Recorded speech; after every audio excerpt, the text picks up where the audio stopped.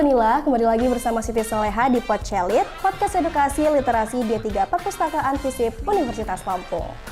Sobat Unila, perpustakaan memiliki berbagai fungsi bagi para penggunanya, mulai dari sarana untuk menambah ilmu, memperluas wawasan, sumber informasi, tentang berbagai hal, bahkan tak jarang menjadi sarana hiburan bagi setiap orang yang masuk ke dalamnya. Untuk mempermudah pengelolaan dan memberikan kenyamanan pada pengguna perpustakaan, diperlukan sebuah sistem yang baik dalam menata serta mengelompokkan koleksi perpustakaan. Untuk itu, hari ini telah hadir bersama kita semua Bapak Dr. Andes Sugianta SOS MPD, yang pada hari ini akan mengobrol bersama kita seputar pentingnya sistem klasifikasi bahan pustaka bagi pengelola perpustakaan. Langsung saja kita sapa. Assalamualaikum Bapak. Waalaikumsalam. Apa kabarnya Pak? Baik, Alhamdulillah. Alhamdulillah. Maaf ya Pak ya, kita di pagi hari ini nggak diganggu nih buat ngobrol-ngobrol sama sahabat Unila yang ada di rumah. Pak, terkait sama tema yang kita bahas ya Pak ya, yaitu pentingnya sistem klasifikasi bahan pustaka bagi pengelola perpustakaan. Mungkin bisa jelaskan sama Sobat Unila yang lagi nonton kita nih Pak, sebenarnya apa sih yang dimaksud dengan sistem klasifikasi bahan pustaka itu? Baik, Assalamualaikum warahmatullahi wabarakatuh. Salam buat Sobu di rumah. Pertama perlu saya sampaikan pengertian tentang pengelompokan atau sistem klasifikasi itu sendiri untuk pengelola perpustakaan. Klasifikasi atau sistem klasifikasi adalah suatu sistem untuk mengelompokkan koleksi bahan pustaka, apakah itu buku atau non buku, itu dikelompokkan untuk yang sama dikelompokkan yang sama, yang tidak sama dikelompokkan dengan yang tidak sama. Artinya mengelompokkan yang sama dengan memisahkan yang tidak sama. Gitu. Oke, baik. Berarti sederhananya sistem klasifikasi ini adalah pengelompokan gitu ya Pak ya. Dalam pengelompokan ini ada jenis-jenisnya nggak sih Pak? Mungkin ada dikelompokkan berdasarkan apanya gitu Pak? Baik. Pengelompokan pertama perlu saya jelaskan tujuannya dikelompokkan itu supaya memudahkan pengguna untuk menggunakan informasi atau koleksi bahan pustaka itu sendiri, sehingga kalau sudah dikelompokkan berdasarkan aturan yang ada di perpustakaan itu pengguna lebih mudah. Nah, di dalam pengelompokan ini banyak sistem yang digunakan, ya ada DDC, Dewey Decimal Classification, ada UDC Union Decimal Classification, ada LC, LCC dan sebagainya, banyak sekali. Cuman yang ngetren atau yang banyak digunakan oleh beberapa negara, bahkan kalau di dunia ini mungkin sekitar 135 negara yang menggunakan DDC. Oke, DDC.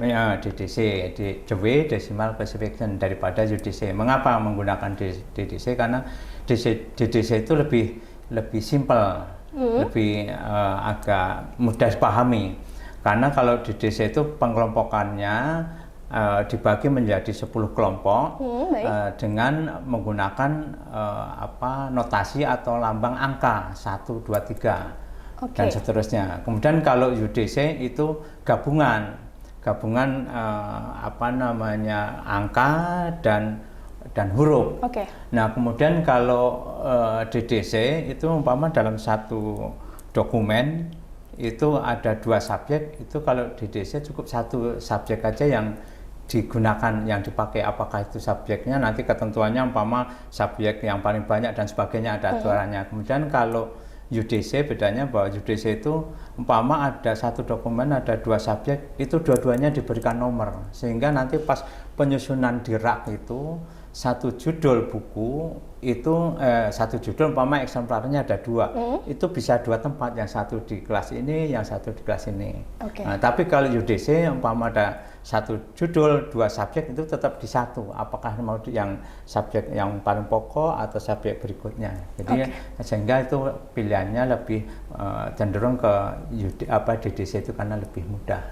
Nah Bapak, untuk DDC ya Pak ya, DDC sendiri itu prosedurnya seperti apa sih Pak? Memang diklasifikasikan dari subjeknya kan, kalau DDC itu subjek yang seperti apa memang Pak? Baik, kalau untuk menggunakan DDC, pertama itu sebelum kita kita menggunakan nomor itu, kita pertama harus menganalisis subjek atau dokumen buku yang akan diberikan nomor. Nah, untuk menganalisis subjek itu ada beberapa cara, bahkan dari Rangga Nathan itu ada namanya PMEST. Nah, kalau di DDC itu cukup mengelompokkan subjek. Ada subjek di dalam DDC itu 4 subjek, yaitu subjek dasar, sederhana, majemuk, kompleks. Nah, masing-masing itu dianalisis. Umpama, oh ini buku ini hanya subjek dasar, contohnya pengantar pertanian, itu kan hanya satu subjek tentang pertanian. Manajemen ekonomi, nah itu cuma satu subjek. Pengantar ilmu, pengantar hukum, nah itu satu subjek. Kemudian kalau sederhana, umpama hukum pidana, itu kan sudah ada hukum, ada bidang pidananya. Kemudian yang majemuk mungkin hukum pidana adat di Lampung, nah dan sebagainya. Kemudian kalau yang kompleks itu 2 bidang ilmu yang saling berkaitan, contohnya hukum dan kedokteran. Nah, itu kan biasanya kan ada satu buku itu yang membahas tentang hukum tapi juga membahas kedokteran, karena sering ada kaitannya, umpama malpraktek itu kan ada nanti larinya ke hukum. Nah, sehingga itu ada sering satu buku itu dua bidang ilmu. Nah, itu di dalam DDC itu masing-masing juga ada cara menggunakannya, cara memberikan nomornya. Umpama yang subjek kompleks tadi hukum dan kedokteran. Nah, ini kalau kita perpustakaan itu posisinya di hukum, tentunya yang kita berikan nomor yang hukum. Tapi kalau buku itu ada di fakultas kedokteran, yang kita berikan nomor yang subjek yang kedokteran. Berarti gitu. Kembali lagi kepada di mana buku itu diletakkan dan fungsinya gitu ya Pak ya.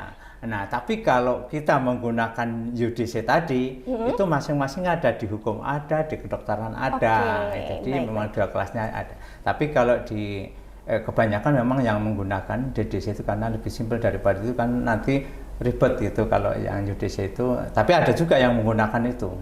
Kalau di Indonesia ya sering yang menggunakan itu Kementerian Hukum dan HAM itu menggunakan UDC. Ada alasan spesifiknya nggak sih Pak? Kenapa mungkin kementerian ini menggunakan UDC gitu? Apakah mungkin ini menjadi lebih spesifik makanya digunakan gitu Pak? Ya, kalau UDC memang mereka langsung ke subjeknya. Entah di mana buku itu, yang penting subjeknya pasti ada di situ gitu. Kalau dari UDC dan DDC sendiri gitu Pak, masing-masing ada kelebihan dan kekurangannya nggak sih Pak? Ya, kelebihannya kalau UDC itu memang dikelompokkan satu subjek aja, subjek mana yang paling diutamakan. Kalau UDC ke subjek, umpama ada 4 subjek, ya 4 subjek itu diberikan nomor semua, sehingga memang buku itu menyebar. Ya. Baik. Jadi bisa ada satu nomor itu untuk beberapa buku gitu ya Pak ya, yang mungkin menimbulkan jadinya kebingungan gitu ya Pak ya.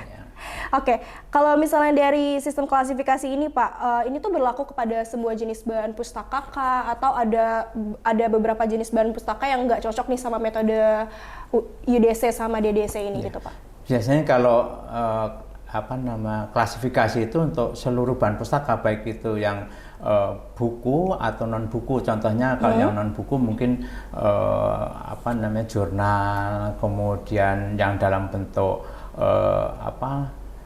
DVD, CD dan sebagainya. Artinya dokumen-dokumen yang isinya itu ada informasi, itu kalau sudah masuk di perpustakaan ya digunakan DDC itu sama, diberlakukan sama untuk semua bidang ilmu itu. Apakah bentuknya itu buku atau dan sebagainya, tapi nomor kelasnya itu tetap sama. Tidak tergantung dengan bentuk fisiknya itu.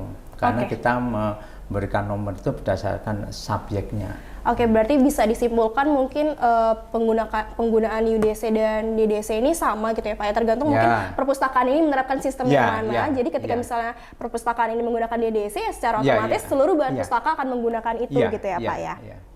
Nah, kalau misalnya untuk perpustakaan yang mau memutuskan untuk menggunakan UDC ataupun DDC ini, Pak, apa sih Pak yang harus diperhatikan, mungkin hal yang mungkin banyak sering terlewatkan sama pustakawan gitu ya, soal ini? Pertama, kalau bahwa kita tahu bahwa perpustakaan yang ada di wilayah-wilayah atau di daerah-daerah itu kebanyakan, terutama yang perpustakaan sekolah, baik SD, SMP, SMA, itu memang pengelolanya itu kebanyakan bukan dari pustakawan gitu, atau bukan yang berlatar belakang tentang perpustakaan. Tuh, kebanyakan kalau terutama yang sekolah. Kalau sekolah itu biasanya yang ditempatkan di perpustakaan itu untuk kepalanya atau mungkin tenaganya itu biasanya guru. Betul. Guru yang kurang jamnya. Semua mata pelajaran sudah dibagi ke guru semua, jamnya ternyata masih ada guru yang kurang jamnya, sementara mereka sudah PNS dan itu berpengaruh kepada sertifikasi guru. Kalau jamnya nggak terpenuhi 24, mereka itu nggak cair sertifikatnya, sehingga guru itu ditempatkan sebagai kepala perpustakaan untuk nanti dapat jatah ya, 12 jam. Nah, sehingga karena yang mengelola seperti itu tentunya pasti dia nggak tahu bagaimana cara mengelola perpustakaan, bagaimana menggunakan klasifikasi itu, sementara sistem klasifikasi itu ya penting karena itu untuk memberikan nomor-nomor buku dan harus disusun di rak sehingga orang mencari itu berdasarkan nomor itu. Nah, kalau tidak dikelola dan tidak diberikan nomor, tentunya nanti di rak itu buku cuma disusun aja rapi. Nah, begitu mana nanti ada orang yang mau menggunakan buku itu terus mencari, saya mau pengen mencari buku hukum, tentunya kan harus mencari seluruh susunan di buku itu kan, susunan di rak itu harus cari satu persatu, ya nggak akan langsung ketemu. Kalau nggak ketemu kan perlu waktu lama, tapi kalau sudah disusun berdasarkan sistem klasifikasi itu kan sudah dikelompokkan, buku hukum itu di kelas ini, kelas ini, kelas ini, kelas ini gitu. Pada prinsipnya bahwa ilmu pengetahuan yang ada itu menurut di perpustakaan pembagiannya itu hanya dibagi 10 kelompok sebenarnya. Pertama, kelas karya umum itu diberikan nomor 000. Terus kelas 1 itu filsafat, kelas 1 sampai 99, 199 itu filsafat. Semua buku filsafat numpuk di situ. Kemudian kelas 2 agama. Itu semua buku agama apapun masuk situ semua. Kemudian kelas 3 ilmu sosial. Ilmu sosial semua masuk di situ, hukum, pendidikan dan sebagainya. Kemudian 400 bahasa, semua bahasa apapun masuk situ. Kelas 5 ilmu murni, matematika, biologi, kimia. Kelas 6 ilmu terapan, umpama teknologi, umpama komputer. Terus kelas 7 olahraga dan kesehatan, nah itu masuk situ. Kelas 8 sejarah, kelas 8 itu sastra. Kelas sastra, kemudian kelas 9 itu geografi dan sejarah. Nah itu kan dibagi 10, sehingga nanti kalau sudah itu tinggal nyusun, ini kelas ilmu murni masuk kelas 500, sehingga pengguna itu cepat mencarinya, tidak harus bukain satu-satu, ada kelas bahasa langsung lari ke kelas 800 gitu. Oke, tadi kan kita udah bahas tentang UDC dan DDC ya Pak ya. Itu kan kalau nggak salah itu berdasarkan klasifikasi berdasarkan fungsi fundamental ya Pak ya. Selain fundamental ini ada klasifikasi lainnya kan, kayak klasifikasi artifisial, terus utility gitu Pak. Kalau yang dua itu seperti apa Pak? Kalau berdasarkan artifisial itu biasanya kita mengelompokkan berdasarkan ciri atau apa yang melekat di situ. Contohnya aja, kulit buku, sampul buku warna merah, ya, Pak, ya. Kemudian tinggi buku, kemudian tebal buku, kemudian apalagi ya?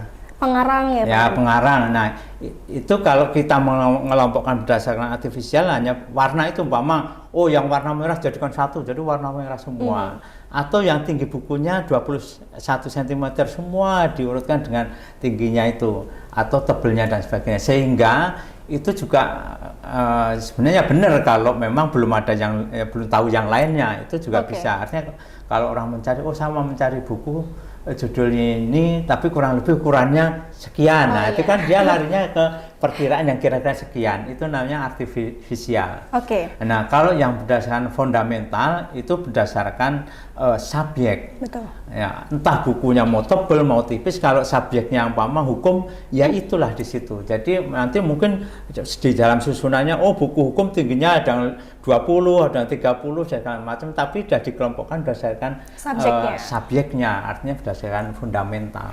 Dan itu yang memang yang digunakan itu yang lebih mudah gitu, karena kita mengelompokkan ilmu pengetahuan berdasarkan yang 10 kelompok tadi. Oke, satu lagi nih Pak, yang utility tadi belum dibahas. Kalau yang utility itu berdasarkan kegunaannya kan gitu Pak. Kegunaan seperti apa sih Pak yang dimaksud? Nah, utility itu biasanya kegunaan umpama gini, bahwa buku itu yang sering digunakan mungkin berkaitan dengan apa namanya buku-buku yang khusus, umpama tabel, yang memuat tabel, kemudian memuat apa namanya gambar-gambar dan sebagainya, itu biasanya seperti itu, dipisahkan dari itunya. Tergantung bagaimana penggunanya itu sering menggunakan seperti apa. Nah, kalau sering yang ini kita kelompokkan sesuai dengan kebutuhan mereka. Oke, Pak, penggunaan sistem klasifikasi ini sebenarnya diputuskan oleh siapa sih Pak? Apakah si pustakawan itu sendiri, ataukah memang secara default harus seperti ini, harus menggunakan ini gitu kalau di Indonesia atau di suatu tempat gitu Pak? Ya, kalau ini kembali lagi ke pimpinan daripada perpustakaan. Mungkin masing-masing perpustakaan mempunyai tujuan yang berbeda-beda. Oh, kalau ini perpustakaan umum, ini kayaknya lebih cocoknya DDC. Tapi kalau perpustakaan khusus itu mungkin yang UDC. Nah, itu tergantung kebijakan dari manajemen lembaga itu sendiri. Cuman perbandingannya itu tadi, kalau yang banyak digunakan memang yang DDC itu. Iya.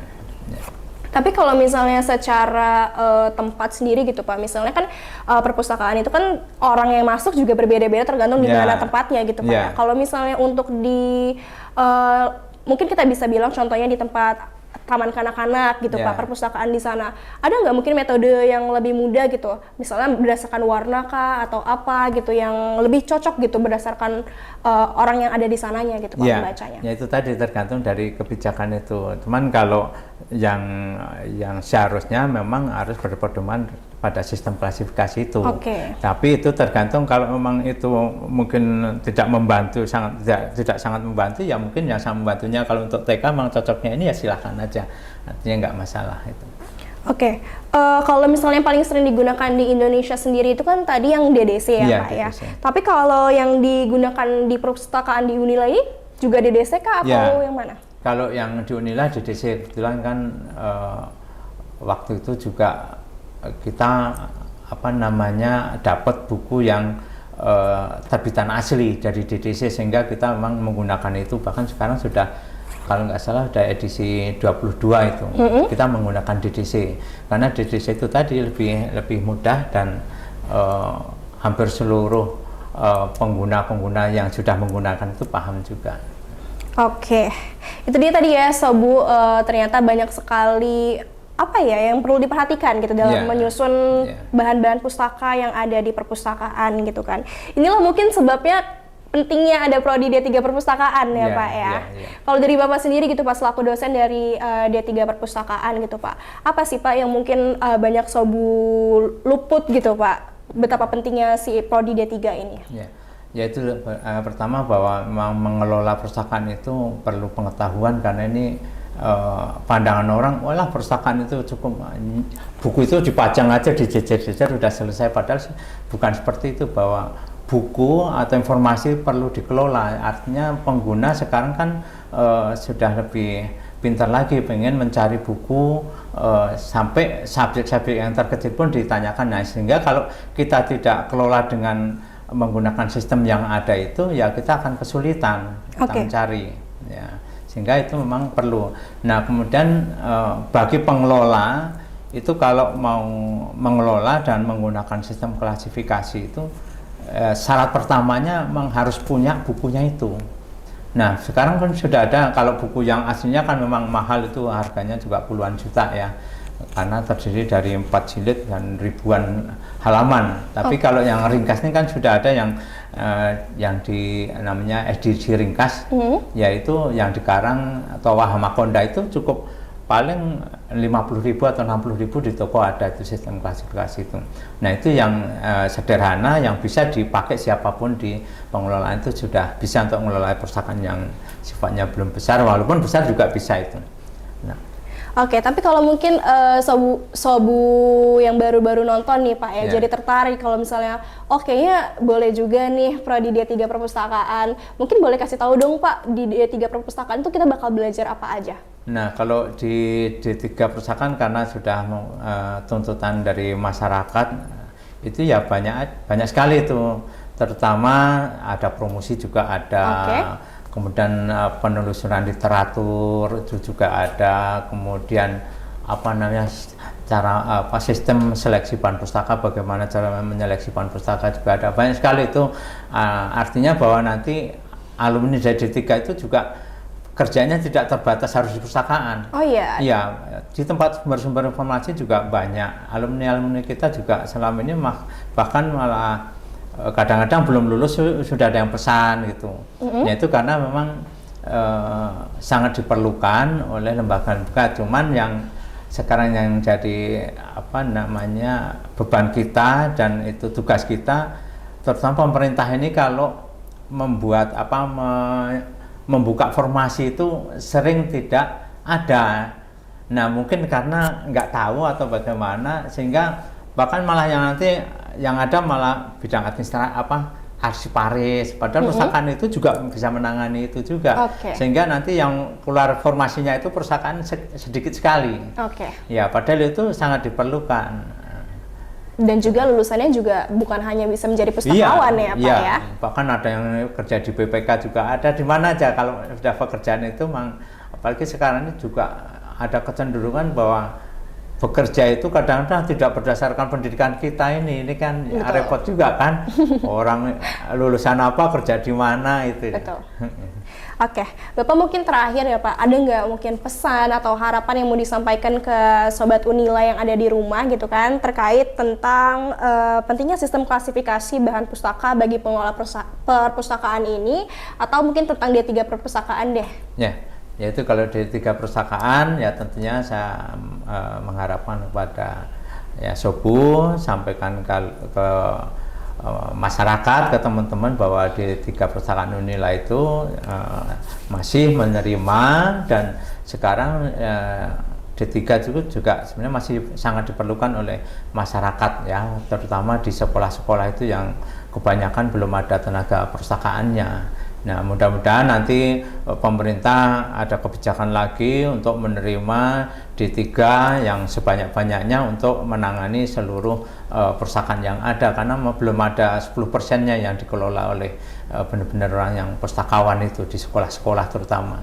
Itu karena mungkin juga menyangkut masalah dana segala macam, sehingga itu belum. Cuman mudah-mudahan nanti ke depan ada perhatian bahwa seluruh sekolah itu harus ada pengelolanya yang minimal paham dengan perpustakaan, karena nantinya juga salah satu akreditasi sekolah itu biasanya juga ada kontribusi dari pustakawannya itu, dari perpustakaan. Oke, Sobat Unila, itu dia tadi percakapan kita atau obrolan kita bareng Bapak Dr. Andes Sugianta SOS MPD terkait pentingnya sistem klasifikasi bahan pustaka bagi pengelola perpustakaan. Nah, mungkin kalau misalnya kamu tertarik untuk menjadi pustakawan, kamu tertarik untuk mempelajari lebih dalam tentang sistem klasifikasi ini ya Pak ya, ditunggu sama Bapak Sugianta di D3 Perpustakaan ya Pak ya. Oke Bapak, terima kasih ya Pak ya sudah ngobrol-ngobrol bareng Siti dan juga Sobu hari ini. Untuk kamu Sobu Unila, jangan lupa untuk nantikan terus podcast Podcelit, podcast edukasi literasi D3 Perpustakaan FISIP Universitas Lampung. Dan untuk hari ini Siti Soleha pamit dari hadapan kamu. Terima kasih dan sampai jumpa di lain kesempatan.